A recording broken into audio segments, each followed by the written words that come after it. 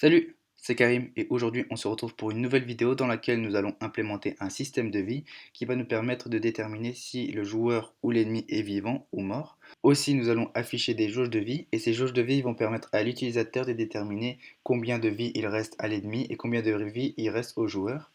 Et je vous propose de commencer dès maintenant en créant plusieurs variables. Donc la première variable ça va être self vie égale à 100.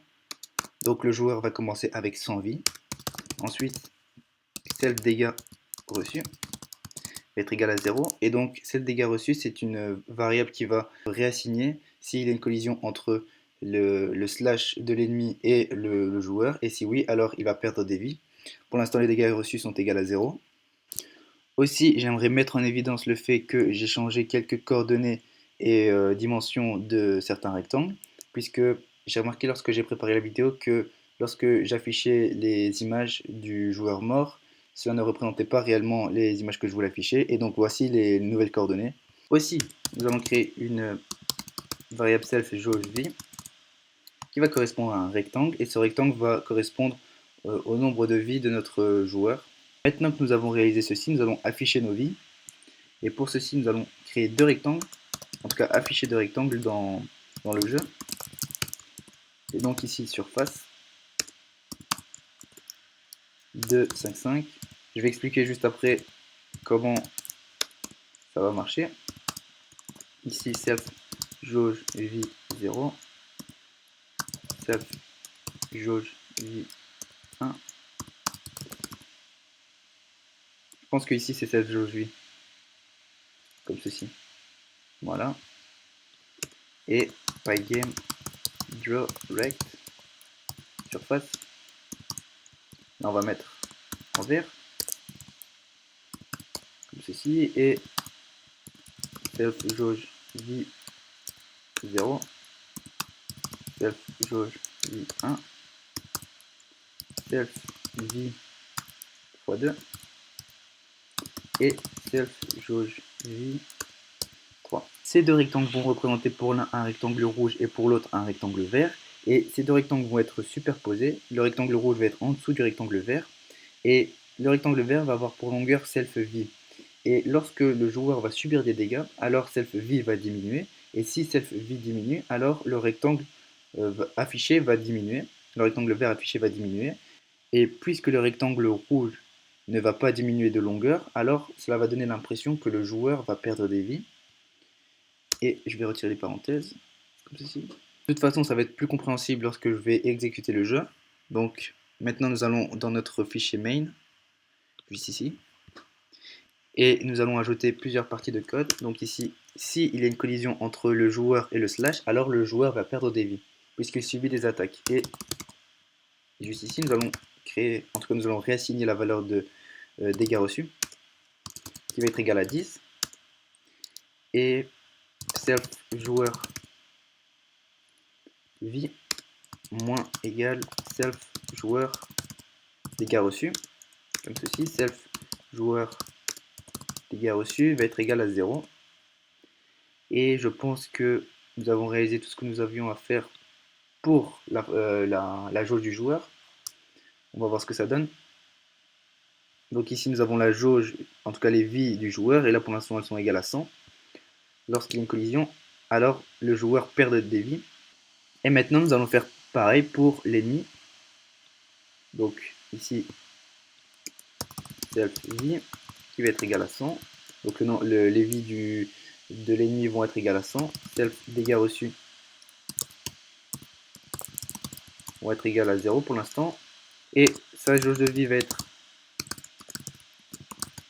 égale à ce rectangle-ci. Donc la jauge de vie va apparaître au-dessus de la tête de l'ennemi.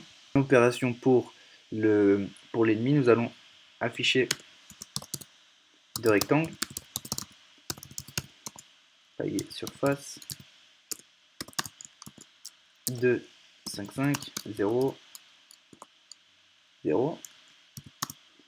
Ici, self jauge vie et pygame draw rect surface en vert et self jauge vie 0, self jauge vie 1, ici self vie, je pense que c'est divisé en deux, de toute façon on verra, et self jauge vie 3. Là, je viens de remarquer que c'est pas nécessaire d'avoir un rectangle pour notre jauge de vie, et donc ici nous allons mettre self rect x plus self rect x, self rect y moins 20, self, je vais mettre 50 ici, et je vais mettre 10, ici self rect x, self rect y, self v, ici je vais mettre 50, et ici je vais faire moins 20. De toute façon on verra ce que ça donne, mais normalement ça devrait être bon comme ceci. Et pareil, ici s'il y a une collision entre le projectile et l'ennemi, alors nous allons faire vraiment pareil. C'est pour ça que je me permets de recopier. Et on remplace tout par ennemi, ennemi et ennemi. On regarde ce que ça donne.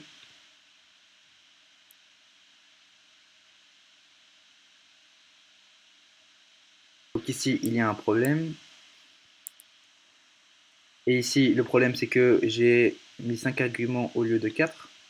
Juste ici, donc 1, 2, 3, 4. 1, 2, 3, 4, 5. Et ici je vais retirer ça. Normalement ça devrait être bon. On regarde ça. Voilà, donc comme vous pouvez le voir, il y a une jauge de vie au-dessus du chevalier. Lorsque je tire des boules de feu et qu'il y a une collision, alors l'ennemi perd des vies. Maintenant, nous allons afficher les images en rapport avec la mort du joueur ou de l'ennemi si celui-ci ne possède plus de vie. Et donc, on va déterminer ça juste ici. Si self joueur vie est inférieur ou égal à 0, alors nous allons faire quelque chose. Et si self ennemi vie supérieur, inférieur ou égal à 0, alors nous allons faire aussi quelque chose. Et ce quelque chose pour le joueur, ça va être d'afficher les images de mort. Donc ici, je regarde si j'ai bien. Oui, ici nous avons une key mort et une valeur, la valeur qui est égale à la liste de self joueur mort. Et du coup, nous allons juste définir que self joueur état va être égal à mort. On regarde ce que ça donne. Là, j'appuie sur E, sa vie diminue. Voilà, maintenant les images de mort sont affichées. Et maintenant, il ne me reste plus qu'à créer une condition. Et cette condition va être que ici, oui, si self index, pas self index, self état égale à mort, alors self index égale à 7. On regarde ce que ça donne. J'appuie sur E. Voilà, maintenant le joueur est mort. Et je pense que c'est bon pour l'affichage de notre joueur. Maintenant, on va s'occuper de l'ennemi. L'ennemi, où est-il? Juste ici. Donc ici, nous avons les images de mort de l'ennemi. Et je vais retirer cette image. Et on doit créer une key dans notre dictionnaire. Donc pour image mort, insert ennemi mort. Et ici, c'est vraiment la même chose. Donc ici, on remplace attaque par mort. Ici, mort aussi. Et normalement, ça devrait être bon. Je regarde si j'ai rien oublié. Dict mort égale à self ennemi mort. Maintenant que nous avons réalisé ceci, nous retournons dans notre fichier main et self ennemi vie étape plutôt égale à mort. On regarde ce que ça donne. Donc là je vais tuer l'ennemi. Voilà, comme ceci. Et maintenant l'ennemi est mort. Et le truc c'est que j'aimerais aussi que si le joueur charge son attaque et que sa boule est plus grande, alors nous voulons attribuer plus de dégâts à l'ennemi. Et pour ceci, je vais juste dire que si self détatant supérieur à 2, alors self ennemi dégâts reçus va être égal à 30. On regarde ce que ça donne. Et je charge mon attaque. Voilà une grosse boule et les dégâts sont plus grands. Donc voilà, maintenant c'est bon pour nos attaques et pour nos affichages. Maintenant, il ne nous reste plus qu'à afficher une barre de vie parce que c'est vrai qu'un carré vert, c'est pas très esthétique. C'est pour ça que je vais coller ceci. Donc ici, nous chargeons l'image live PNG, juste ici, et nous allons prendre cette barre de vie et notre rectangle va être dans cette barre de vie. Donc ici, voilà, nous créons une surface pour cette barre de vie. Nous la redimensionnons.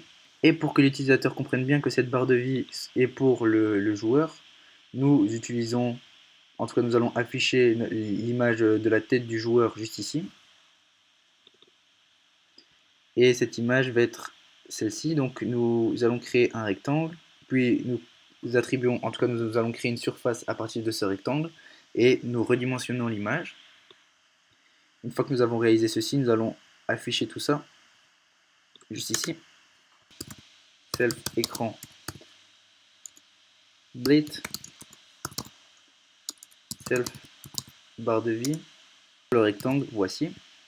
Ensuite, nous faisons pareil pour self écran, en tout cas pour la tête de notre joueur, donc self image tête, et pour le rectangle, ceci. Maintenant, on regarde ce que ça donne.